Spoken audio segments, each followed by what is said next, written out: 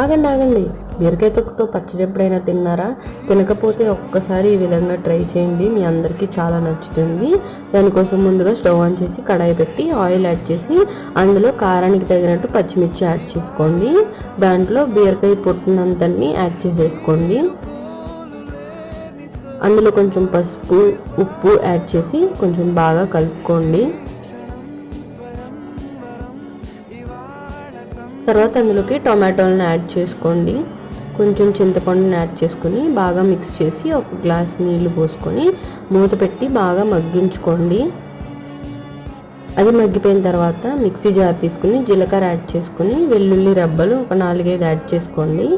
ఇప్పుడు ఆ ఉడికిపోయిన బీరకాయ ముక్కల్ని కొత్తిమీర యాడ్ చేసి ఇలాగ మిక్సీ పట్టుకోండి.